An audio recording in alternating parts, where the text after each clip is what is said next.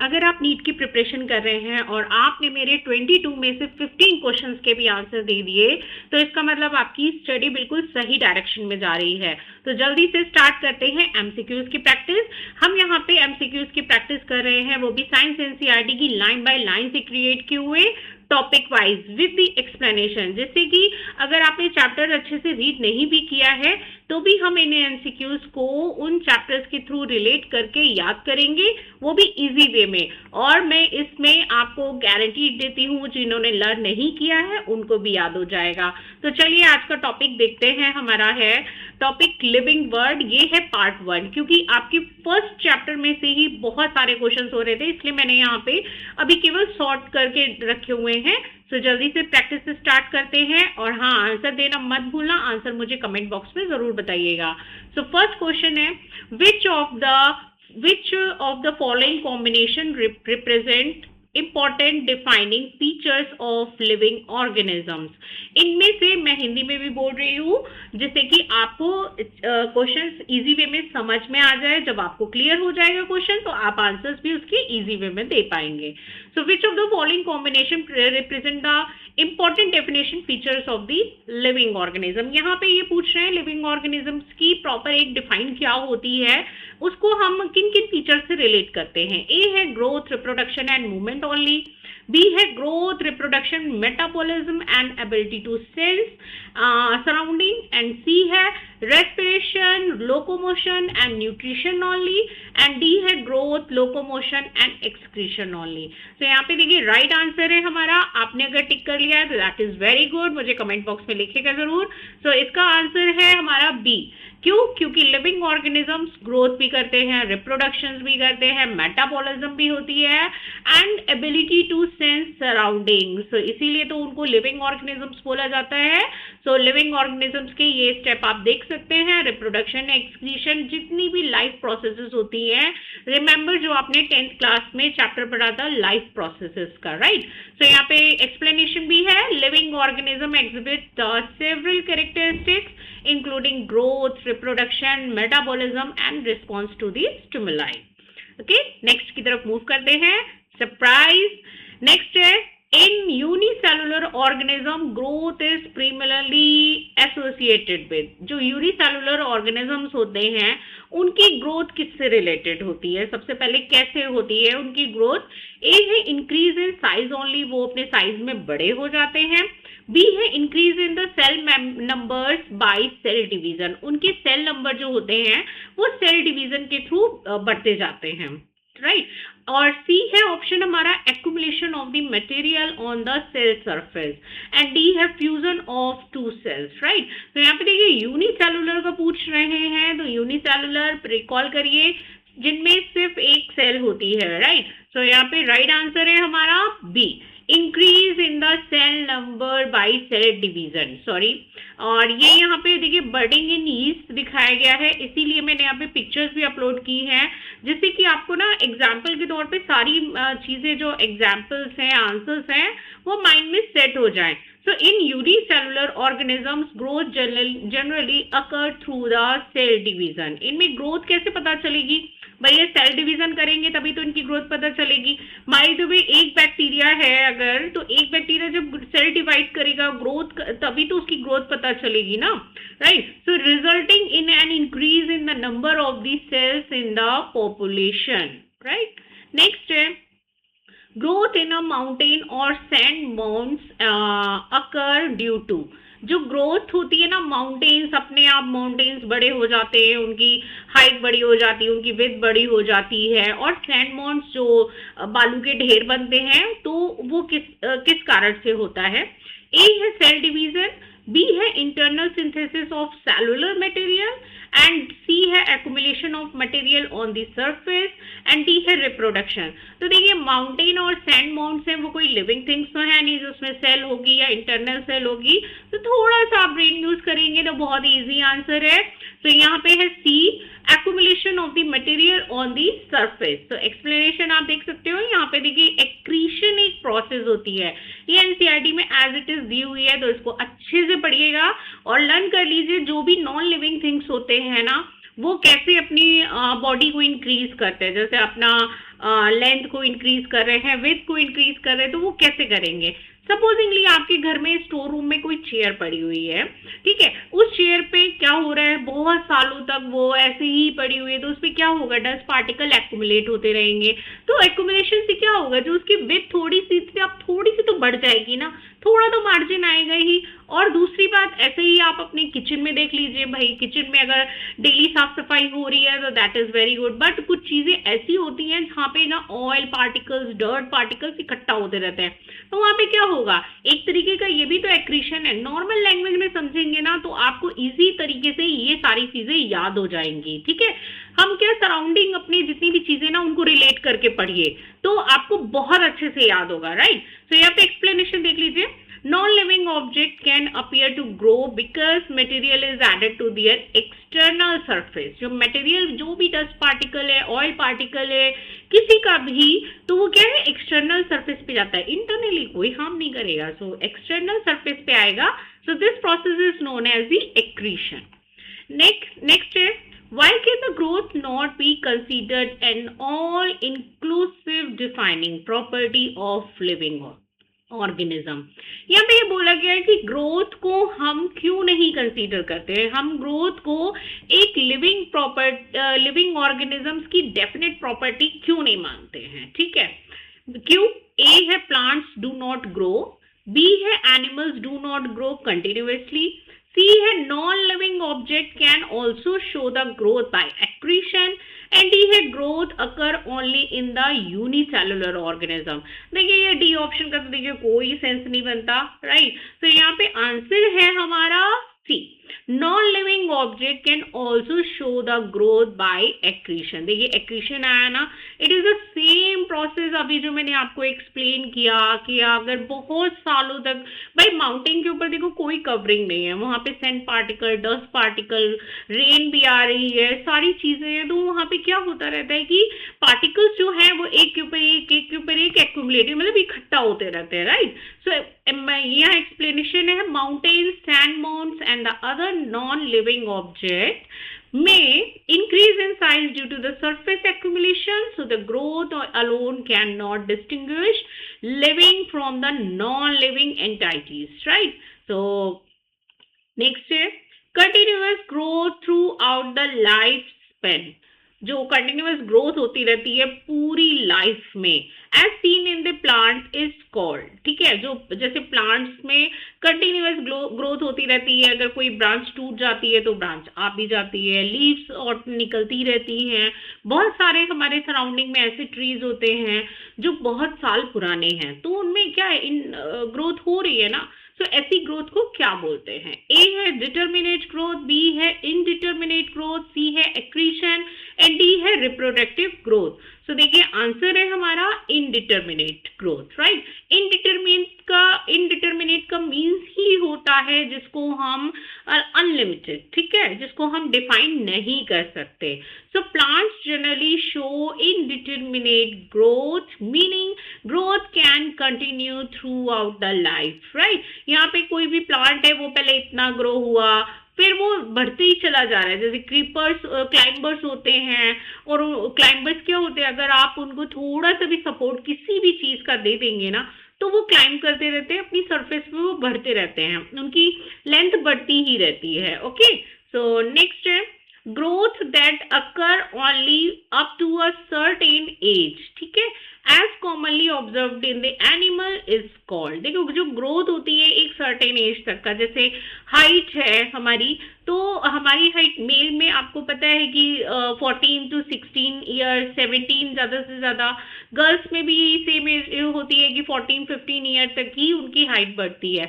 तो यहाँ पे उसी को ही बोल रहे हैं, इस तरीके की ग्रोथ को क्या बोलते हैं। ओके, तो ए है इनडिटर्मिनेट ग्रोथ, बी है एक्रीशन, सी है डिटर्मिनेट ग्रोथ, एंड डी है सेलुलर ग्रोथ। सो इस तरीके की ग्रोथ को हम क्या कहते हैं, determinate growth, right. So explanation है, in animals growth generally occurs up to a particular age and is therefore called determinate growth। देखिए आपको एग्जाम्स में ना जरूरी नहीं है, एमसीक्यूज है, आपको ऑप्शन में भी देख सकते हैं कि ए और बी ऑप्शन, या फिलअप्स में भी दे सकते हैं। तो फिलअप्स के लिए याद रखिएगा ये टर्म्स, राइट।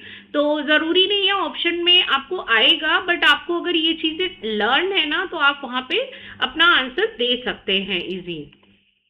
नेक्स्ट है, which statement regarding reproduction is correct. जो रिप्रोडक्शन के हिसाब से या रिगार्डिंग कौन सा स्टेटमेंट सही है, करेक्ट है, ठीक है। और कहीं पे भी क्वेश्चन में नॉट आएगा ना तो प्लीज उसको ध्यान से करिएगा। ए है, every living organism must reproduce. B है, reproduction in an all inclusive defining property of life. C has some living organisms are unable to reproduce, and D है, non-living object can reproduce independently, right। तो D वाले का देखिए कोई sense नहीं बनता। अब आते हैं अपन A और B पे, ठीक है। So every living organism must reproduce, ये ऑप्शन सही है। देखिए यहाँ पे ना साइंस है, तो साइंस में ना एक्सेप्शन चलते ही रहते हैं, तो ये भी ऑप्शन करेक्ट नहीं है। Reproduction is N all inclusive defining property of life. तो रिप्रोडक्शन है, डिफाइनिंग प्रॉपर्टी है, बट ये सभी के लिए नहीं है। सो आंसर हमारा है सी, राइट। क्यों? क्योंकि जैसे आपने यहाँ पे ये म्यूल को देखा है, तो ये क्या होता है, हॉर्स और डोंकी का कॉम्बिनेशन होता है। ऐसे ही जो हनी बीज में जो वर्कर बीज होते हैं, तो वो क्या होते हैं, वो फर्टाइल नहीं होते, राइट। तो यहाँ पे some living organisms are unable to reproduce, living organism है बट वो रिप्रोड्यूस नहीं करते। So reproduction is an important characteristics but not all inclusive defining feature because some living organisms such as the sterile individual may not reproduce, right। तो आपने ये अपने surrounding में ना काऊ के भी वर्जन देखे होंगे, जो ना ही काऊ होते हैं ना ही ऑक्स होते हैं, राइट। तो ये है एक तरीके के स्टेराइल, जिन जो है बट वो रिप्रोड्यूस नहीं कर सकते, ओके। नेक्स्ट है, which is an example of reproduction by budding. इनमें से बडिंग के थ्रू कौन रिप्रोड्यूस करता है, कौन अपनी प्रोजेनी बनाता है बडिंग के थ्रू, जिसका मेथड है रिप्रोड्यूस करने का बडिंग। ए है प्लेनेरिया, बी है हाइड्रा, सी है अमीबा एंड डी है मैंगो। सो इनमें से कौन सा करता है बडिंग के through? Yes, right answer is hydra. ये मतलब एसेक्सुअली रिप्रोड्यूस करता है। और अभी तक मुझे बताते जाना कि कितने आंसर आपके सही आए हैं, ओके। तो आप देख सकते हो ये जैसे एक हाइड्रा का बॉडी है, राइट। और ये क्या होते हैं, निडेरिया, सीलेंट्रॉन, आप पढ़ चुके हैं, तो फिर से रिकॉल करते रहिए, मैं ऐसे रिकॉल कराती रहूंगी आपको। तो यहाँ पे ये होते हैं इसके टेंटिकल्स, इसमें से एक आउटग्रोथ निकलना शुरू होती है, इसे ही बोलते हैं budding, okay. So hydra reproduce asexually by budding. ये देखिए ये बड है इसका, जब ये मैच्योर हो जाता है तो ये अपने आप इस बॉडी से बिना इसको हार्म किए अपने आप अलग हो जाता है और एक सेपरेट इंडिविजुअल बन जाता है। नेक्स्ट है, planaria can reproduce through. Planaria कैसे रिप्रोड्यूस करता है? ए है बडिंग ओनली, बी है fragmentation followed by regeneration, and C है binary fission only, and D है सीड फॉर्मेशन। तो देखिए बडिंग का आपने देख लिया है, बडिंग का होता है हमारा हाइड्रा। ये एग्जांपल्स ना माइंड में सेट कर लीजिए। बडिंग है हाइड्रा, बाइनरी फिजन क्या किसमें होता है? अमीबा में, ठीक है, अमीबा में। और इसके बाद सीड फॉर्मेशन तो देखिए प्लांट्स में होगा। तो ये प्लेनेरिया की बात कर रहे हैं। अब कुछ बच्चे नहीं जानते होंगे कि प्लेनेरिया होता क्या है, तो मैं दिखाती हूँ आपको। ये है प्लेनेरिया, ठीक है, आपने देखा होगा जब आप 10th क्लास कर रहे होंगे। बट क्या होता है कि उस टाइम हमको सिर्फ मार्क्स सिक्योर करने होते हैं, बट जब अब आप सीरियस मोड में हैं कि आपको नीट क्रैक करना है, आपको डॉक्टर बनना है, आपको कुछ भी करके करना है अपना एग्जाम क्रैक, तो अब आ जाइए, तैयारी के लिए बिल्कुल तैयार रहिए, ठीक है।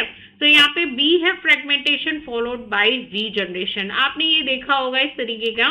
तो यहाँ पे जब उसमें एसेक्सुअल रिप्रोडक्शन के मेथड में आपने ये चीजें देखी होंगी कि रीजनरेशन जो होता है वो प्लेनेरिया में होता है। अगर ये हमारी बॉडी में हो रहा होता तो सोचिए कितनी अच्छी बात होती। बाय द वे किसी की फिंगर कट गई या कुछ भी हो गया मिस हैपनिंग, तो हम उस चीज को वापस से बिना डॉक्टर की हेल्प किए, बिना एंटीबायोटिक लिए रिपेयर कर सकते थे। सो बस ये पावर ना प्लेनेरिया को दी गई है, right. So in planaria a fragmented part can regenerated into complete organism.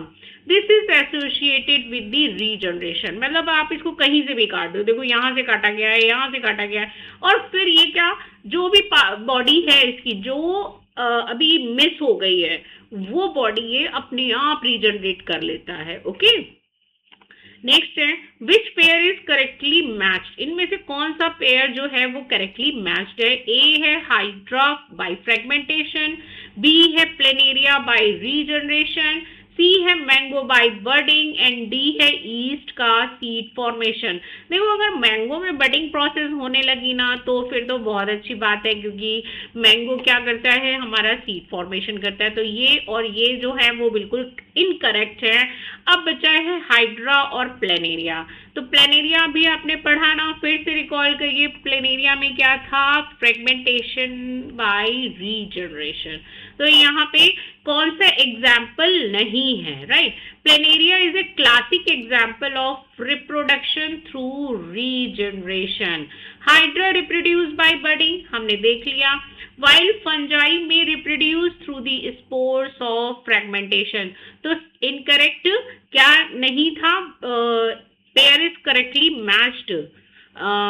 तो यहाँ पे ये सॉरी यहाँ पे आना चाहिए नॉट मैच, ठीक है, नॉट करेक्टली मैच्ड। तो यहाँ पे क्वेश्चन आंसर है हमारा मैंगो बाय बडिंग, ठीक है। नॉट पे ध्यान दीजिए, मैंने नॉट यहाँ पे लिख दिया है, ये थोड़ा सा मिस प्रिंटिंग हो गई है, तो यहाँ पे नॉट आना चाहिए। ये जो है करेक्टली मैच नहीं है, ओके। और यहाँ पे ईस्ट पी जो है वो सीड का फॉर्मेशन नहीं करता है। नेक्स्ट है which of the following supports the statement that reproduction is not an all-inclusive defining characteristics of the living organism। इनमें से कौन सा स्टेटमेंट सपोर्ट करता है कि रिप्रोडक्शन जो है वो डिफाइनिंग प्रॉपर्टी नहीं है लिविंग ऑर्गेनिजम्स की। बिकॉज ए है ऑल प्लांट रिप्रोड्यूस, बी है ऑल एनिमल रिप्रोड्यूस, सी है sterile worker bees do not reproduce, and D है all micro organism reproduce sexually. तो देखिए माइक्रो ऑर्गेनिज्म जो रिप्रोड्यूस करते हैं जनरली एसेक्सुअली करते हैं। तो यहाँ पे आंसर है हमारा sterile worker bees do not reproduce. देखो लिविंग ऑर्गेनिजम्स का अभी हमने देखा था ना, लिविंग ऑर्गेनिज्म मेटाबॉलिज्म ग्रोथ सब कुछ रिप्रेजेंट करते हैं, रिप्रोडक्शन भी रिप्रेजेंट करते हैं। बट कुछ लिविंग ऑर्गेनिज्म ऐसे होते हैं जो कि रिप्रोड्यूस नहीं करते, तो उन्हें क्या बोलते हैं, जो रिप्रोड्यूस करते हैं उन्हें क्या कहते हैं, फर्टाइल, और जो नहीं करते हैं उन्हें बोलते हैं sterile. So sterile worker bees are living organism but do not reproduce, hence the reproduction cannot be considered an essential characteristic applicable to every individual living organisms। Next है the sum total of all chemical reaction occurring within a living organism is called। जो एक living organism में sum total chemical reactions होती है ना, उसको क्या term दिया गया है। ए है ग्रोथ, बी है मेटाबॉलिज्म, सी है रिप्रोडक्शन, एंड डी है कॉन्शियसनेस। तो देखिए जितनी भी केमिकल प्रोसेस हमारे और अदर लिविंग ऑर्गेनिजम्स की बॉडी में होती है उनके लिए एक टर्म दिया जाता है, दैट इज कॉल्ड मेटाबॉलिज्म, ठीक है। आजकल ओबेसिटी के टाइम पे ये मेटाबॉलिज्म वर्ड बहुत ही यूज किया जाता है। मेटाबॉलिज्म मीन्स जो भी आप इनपुट ले रहे हैं वो अल्टीमेटली, जो भी आप कुछ खा रहे हैं ना, वो अल्टीमेटली आपकी बॉडी को एनर्जी दे, ठीक है। कंज्यूम कर लीजिए आप और उसके बाद जो वेस्ट मटेरियल है वो बॉडी से बाहर निकल जाए। बट यहाँ पे अब मेटाबॉलिज्म में क्या ओबेसिटी भी टर्म एक आ रहा है। तो ओबेसिटी क्या होता है, जब आपका मेटाबॉलिज्म प्रॉपर वर्क नहीं करता तो फिर ओबेसिटी होती है कि आप जो कुछ भी खा रहे हो उससे एनर्जी के अलावा बहुत सारी चीजें मिल रही हैं, और जो कि आपकी बॉडी जो है वो सिर्फ गेन कर रही है, उसको आपकी बॉडी में डिपॉजिट होता जा रहा है, तो उससे क्या होता है, ओबेसिटी, ठीक है। तो यहाँ पे metabolism is a sum total of the all chemical reactions taking place in an organisms, right. So next है मेटाबॉलिज्म कंसिस्ट ऑफ, मेटाबॉलिज्म में क्या क्या होता है? ए है ओनली एनाबॉलिज्म, बी है ओनली कैटाबॉलिज्म, सी है anabolism and catabolism and D है ग्रोथ एंड रिप्रोडक्शन। तो यहाँ पे देखिए हमारी बॉडी में जो मेटाबॉल, हमारी ऑल लिविंग बींग्स की जितनी बॉडी में जो भी मेटाबॉलिज्म होता है ना, कंसिस्ट ऑफ दी टू। अब इसको याद कैसे करना है वो ट्रिक मैं बताऊंगी आपको। देखिए एक होती है प्रोसेस एनाबॉलिज्म और दूसरी होती है कैटाबॉलिज्म। एनाबॉलिज्म जो होती है ना, that is called the synthesis and the building of the complex molecule. जैसे फोटोसिंथेसिस में होता है, ठीक है, कि जो कार्बन डाइऑक्साइड और वाटर मिलके क्या बनाएगा, ग्लूकोज। तो दो के मिलने से एक प्रोडक्ट बनता है, ठीक है। वैसे ही यहाँ पे सारी चीजों के मिलने से क्या बन रहा है, प्रोडक्ट्स बनते हैं। सो एनाबॉलिज्म में क्या है, अलग अलग मॉलिक्यूल्स जो भी होते हैं ना, वो बाइंड करके एक प्रॉपर स्ट्रक्चर बना देते हैं। ओके, अब आता है कैटाबॉलिज्म, ये दूसरी होती है, मतलब एनाबॉलिज्म और कैटाबॉलिज्म साथ साथ चलती रहती है। हमने खाना खाया, उसको तोड़ा गया, उसको सिंपलर फॉर्म में अलग प्रोटीन बनाया गया, अलग कार्बोहाइड्रेट बनाया गया, तो जो तोड़ने की प्रोसेस है तो कैटाबॉलिज्म हो गई, कट करने की process. Okay, catabolism cut cut से याद रखो, और एनाबॉलिज्म सिंथेसिस। तो आपको एक याद रहेगा तो दूसरा तो ऑब्वियसली याद हो जाएगा। Okay, so catabolism breaking down of complex molecule into the simpler substance. अब यहाँ पे कैटाबॉलिज्म है, देखो इस यहाँ पे स्कैटर्ड थे, उससे एक प्रोडक्ट बना दिया ये वाला। बट कैटाबॉलिज्म इसकी जस्ट रिवर्स प्रोसेस होती है कि जो एक बना हुआ है उसको ना अलग अलग पार्ट्स में डिवाइड करना, कैटाबॉलिज्म। तो कैटा को याद रखिए, कैटा की मीन्स क्या होता है, कट कट करके, करोगे तो क्या होगा, ब्रेकिंग डाउन ही तो होगा ऑब्वियसली। नेक्स्ट है आइडेंटिफाई द करेक्ट पेयर। इनमें से करेक्ट पेयर कौन सा है? ए है एनाबॉलिज्म यानी कि ब्रेक डाउन रिएक्शन, बी है catabolism constructive reactions, and C है anabolism synthesis of the complex substance, and D है metabolism only digestive reactions. Right, so answer है हमारा सी। ठीक, anabolism synthesis of the complex substance, मतलब अभी आपने देखा ना कैटाबॉलिज्म कट करते हैं तो क्या होता है भाई, ब्रेकिंग डाउन होगा, अलग अलग फ्रेगमेंट बनेंगे। और इसी का ऑपोजिट क्या होता है कि हमको बनाना है। ओके, कट नहीं करना, तोड़ना नहीं है, तो यहाँ पे बनाने को क्या करते हैं, synthesis. So synthesis of the complex substance. Anabolism is a constructive metabolism. Constructive क्यों बोला जा रहा है, क्योंकि ये सिंथेसिस कर रहा है, बना रहा है, न्यू न्यू प्रोडक्ट बना रहा है एक्यूमुलेट होके। So involving the synthesis of the complex substance from the simpler one. Okay, next है which statement is the most appropriate, जो बिल्कुल सही है। A only animals show metabolism, और B है only plants show the metabolism, C है all living organisms show the metabolism, and D है non living object routinely show metabolism। तो देखिए all non living organism जो है तो वो तो मेटाबॉलिज्म शो भी नहीं करेंगे, ठीक है। तो यहाँ पे राइट आंसर है हमारा C, all living organism show metabolism. तो यहाँ पे देख लीजिए, आप देख सकते हो कि सेलुलर ऑर्गेनाइजेशन है, रिप्रोडक्शन है, मेटाबॉलिज्म थर्ड नंबर पे है। तो सारे लिविंग ऑर्गेनिज्म क्या करेंगे, मेटाबॉलिज्म तो करते ही करते हैं भाई। इनपुट ले रहे हो तो आउटपुट भी होगा, और आउटपुट से पहले क्या होगा कि जितनी भी चीजें आपने खाई हैं उनको पहले कट करके फॉर्म में बनाया जाएगा, फिर उस फॉर्म को तोड़ के फिर यूज किया जाता है। ओके, नेक्स्ट है the most obvious and technically complicated feature of all living organism is their ability to. इनमें से टेक्निकली और ऑब्वियस मतलब सच में कॉम्प्लिकेटेड फीचर क्या है लिविंग ऑर्गेनिज्म का? A reproduce, B growth, C है sense their environment and respond to stimuli, and D है अंडरगो सेल डिवीजन। देखिए जो पूछ रहे हैं टेक्निकली कॉम्प्लिकेटेड चीज जो कि हम इजिली उसको नहीं देख सकते, ठीक है, अंडरस्टैंड नहीं कर सकते। सो आंसर है हमारा यहाँ पे sense their environment and respond to stimuli.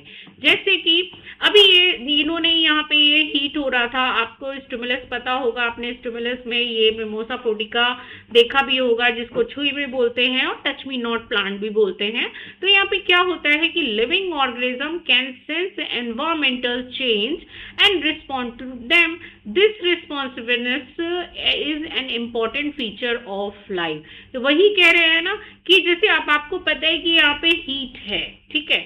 अच्छा एक बात बताइएगा, यहाँ पे हीट ये दिख रही है और ये पैन चढ़ा हुआ है, आप इसको नहीं छू सकते। अगर आपने छू लिया तो फिर इस तरीके से आप बर्न हो सकते हैं, आप जल सकते हैं, आप तुरंत स्टिमुलस मिलेगा कि भाई ये गर्म है, हाथ हटा लो।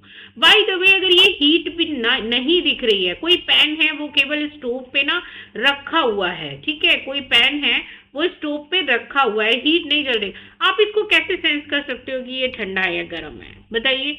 ठीक है, आप नहीं कर सकते इसको। तो ये चीजें आप जैसे ही उसके पास जाओगे ना, आपको धीरे धीरे वो चीज फील होने लगेगी, ठीक है। इसी को ही बोलते हैं स्टिमुलस। कैसे कि मुझे पता है कि उस जैसे कोई भी चीज हीट हो रही है, हम जैसे उसके नियर वाइज जाएंगे तो हमको फील होने लगेगा कि ये गर्म है। और अगर आपने ध्यान नहीं दिया, आपने फील नहीं किया, जो भी सेंस मिल रहा है, तो आप उसको टच कर सकते हो, आप जल सकते हो। तो वही उसी के बारे में बोल रहे हैं, sense their environment and respond to stimuli. Next है, a brain dead patient maintain using machines may continue to show certain physiological processes. However, according to given text, such a patient lack.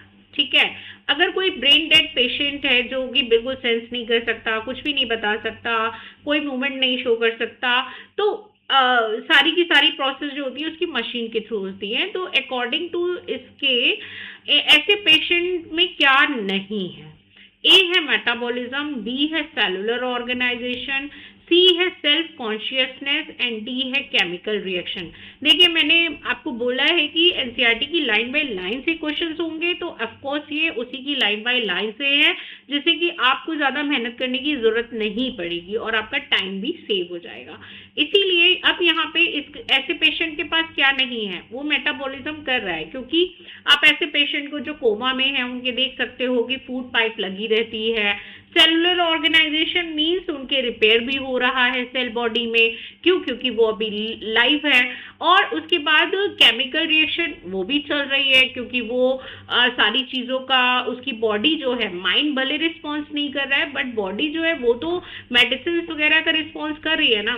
तो यहाँ पे right answer है हमारा self consciousness. The passage especially use brain dead patient supported by the machine to illustrate the absence of the self consciousness. आप ये देख सकते हो, आप वर्किंग ब्रेन कंट्रोल क्या क्या कंट्रोल करता है, हार्ट रेट, ये तो हमारी इनवॉलेंट्रीज हैं, ठीक है, बट जो वॉलेंट्री है वो नहीं होगा। और बाकी ये जो heart rate, breathing, pulse rate, ये सब चीजें मशीन से ही मॉनिटर की जाती हैं। नेक्स्ट है the term biodiversity refers to, भाई बायोडाइवर्सिटी क्या है, ठीक है, डाइवर्सिटी का मीन्स होता है विभिन्नता, और बायो की बात कर रहे हैं तो आता है हमारा लिविंग ऑर्गेनिज्म। तो भाई लिविंग ऑर्गेनिजम्स की जो विभिन्नताएं हैं, क्या कौन बताता है, ए है number of the cells in an organism, B है variety of and the number of organism present on earth, C है number of genes in a species only, and D है number of ecosystem only. Okay, तो यहाँ पे देखिए biodiversity किसको show करता है, yes, variety and the number of organism present on earth, मतलब इस अर्थ पे जितने भी तरीके के, चाहे वो माइक्रोस्कोपिक ऑर्गेनिज्म हो, यूनिसेलुलर ऑर्गेनिज्म हो, मल्टी सेलुलर ऑर्गेनिज्म हो, लिविंग है, तो क्या किस में आएगा, बायोडाइवर्सिटी में। बायो मीन्स होता है लिविंग ऑर्गेनिज्म, डाइवर्सिटी मीन्स विभिन्नता। तो यहाँ पे enormous variety of living organism and the number types of organisms present on the earth, this refers to the biodiversity। आपको हिंदी में ये टर्म है ना, जैव विविधताएं, ठीक है, तो बस यही है। नेक्स्ट है the system of the living giving in a scientific name using two component is called, एक सिस्टम है ऐसा जो कि साइंटिफिक नेम को, जैसे कोई भी एनिमल है, कोई भी लिविंग ऑर्गेनिज्म है, उसको उसका पर्टिकुलर नाम दिया है एक स्टैंडर्ड लेवल पे, ठीक है। तो ये इसके कंपोनेंट्स क्या हैं, इसको क्या बोला जाता है सिस्टम को, ए है पॉलिनोमियल नोमेनक्लेचर, बी है बाइनोमियल नोमेनक्लेचर, सी है न्यूमेरिकल नोमेनक्लेचर, एंड डी है हेरियार्कियल नोमेनक्लेचर। तो यहाँ पे देखिए आपका राइट आंसर है, बाकी पॉलिनोमियल तो देखिए मैथ से जुड़ा हुआ है, उसको टच मत करिएगा। राइट आंसर है बी, बायनोमियल नोमेनक्लेचर। मतलब अगर किसी का साइंटिफिक नेम रिप्रेजेंट करना है, जैसे हमारा क्या है होमो सेपियंस, तो होमो है ए और सेपियंस, तो दो कंपोनेंट हो गए ना, तो दो मीन्स बाय, तो आ जाता है binomial nomenclature. Scientific names consist of two components, genus, specific epithets. This system is called binomial nomenclature. जैसे ये टाइगर है, टाइगर कॉमन नेम है जो हम लोग अलग अलग एरिया में अलग अलग बोलते हैं, राइट। अब ये इसका साइंटिफिक नेम है जो ऑल ओवर वर्ल्ड इसको स्टैंडर्ड दिया गया है, वो है पैंथेरा टिग्रिस। ओके, ये है पैंथेरा जीनस जिसको हम कैपिटल से लिखते हैं, और species always written in the small letters, right? And italics. B, next है when handwritten the two words of a scientific name should be. जब हम हाथ से लिखते हैं तो दो जो वर्ड हैं बाइनोमियल नोमेनक्लेचर के, उनको कैसा होना चाहिए? ए है written in capital letters, B है separately underlined, C है written without any special formatting, and D है written inside quotation mark. quotation mark समझते हैं ना, apostrophe, semicolon, इस तरीके से, राइट। तो quotation marks तो आई थिंक नहीं है ही नहीं, थिंक यार। और इसका राइट आंसर है B, written without any special formatting. देखो हम लोग कोई भी स्पेशल फॉर्मेटिंग नहीं करते, कोई कोटेशन मार्क नहीं लगाते, बस इनको क्या लिखते हैं, ईच वर्ड सेपरेटेड अंडरलाइन। क्या होना चाहिए? सेपरेट लिखा होना चाहिए और अंडरलाइन होना चाहिए। यहाँ पे आप देख सकते हो name are underline when hand written. जब यहाँ पे इटैलिसाइज्ड होना चाहिए, मतलब इटैलिक्स में लिखा होना चाहिए जब आप हाथ से लिख रहे हो। जैसे मैंने टिग्रिस लिखा तो ये टिग्रिस होना चाहिए, ठीक है। तो यहाँ पे ये जीनस है, कैपिटल लेटर से स्टार्ट हम कैपिटल से करेंगे, और species always written in the small letters. Next है in Mangifera indica Linn. Linn represent, Linn किसको रिप्रेजेंट करता है? मैग्नीफेरा इंडिका किसका नाम है? जल्दी से मुझे कमेंट बॉक्स में बताइएगा। ओके, और लिन यहाँ पे क्या रिप्रेजेंट कर रहा है? ए है फैमिली, बी है स्पेसिफिक थेट एंड एपिथेट, एंड सी है ऑथर सिटेशन, एंड डी है ऑर्डर। तो देखिए जो मैग्नीफेरा इंडिका है, सबसे पहले तो ये जान लीजिए मैग्नीफेरा इंडिका को क्या बोलते हैं भाई कॉमन लैंग्वेज में। यस, हमारा जो किंग ऑफ फ्रूट है दैट इज मैंगो। ओके, सो ये इस किसका एग्जाम्पल है? लिन, दैट इज ऑथर सिटेशन।